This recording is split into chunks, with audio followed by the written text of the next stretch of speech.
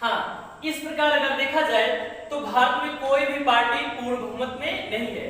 अच्छा, पूर्ण बहुमत में नहीं है तो भारत के राष्ट्रपति के को विवेकाधीन शक्तियां प्राप्त है और वो अपने विवेकाधीन शक्तियों का प्रयोग करके ये देखती है कि कौन सी पार्टी जो जादुई आंकड़ा है उसको प्राप्त कर लेगी, उसी को सरकार बनाने के लिए आमंत्रित करता है। हमारे संविधान में कहीं नहीं लिखा गया है कि भारत का प्रधानमंत्री ये होंगे, है ना।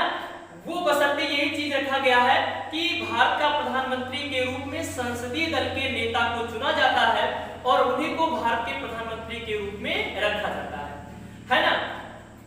एक चीज और हम लोग ध्यान रखेंगे कि अगर देखा जाए ये हमारे भारत है, ये हमारा भारत है, भारत के प्रथम नागरिक के रूप में कौन आते हैं?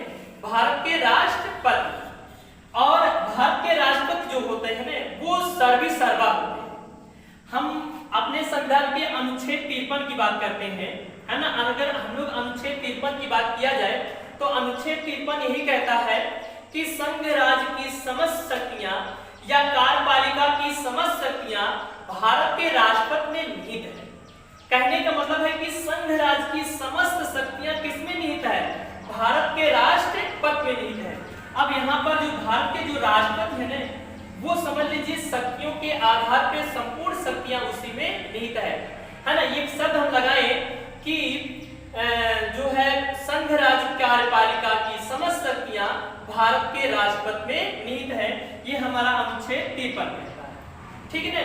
फिर देखेंगे अगर हम लोग अनुच्छेद 74 की बात करें तो अनुच्छेद 74 यही कहता है कि भारत के राष्ट्रपति को सलाह और परामर्श देने के लिए मंत्रिपरिषद का गठन कहता है ना। अनुच्छेद 74 भारत के राष्ट्रपति को सलाह और परामर्श देने के लिए मंत्रिपरिषद का गठन, मतलब जो भी प्रक्रिया है भारत देश के बीच जो भी किया जा रहा है ना, मतलब एक प्रकार से कह सकते हैं कि राष्ट्रपति को सहायता और परामर्श देने के लिए मंत्रिपरिषद का गठन होता है।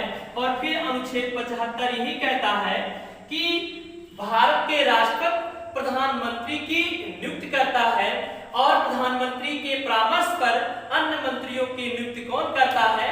भारत के राष्ट्रपति करता है। तो देखेंगे हमारे सामने देखेंगे 3 जो अनुच्छेद है, बड़े मुख्य अनुच्छेद हैं। अगर हम लोग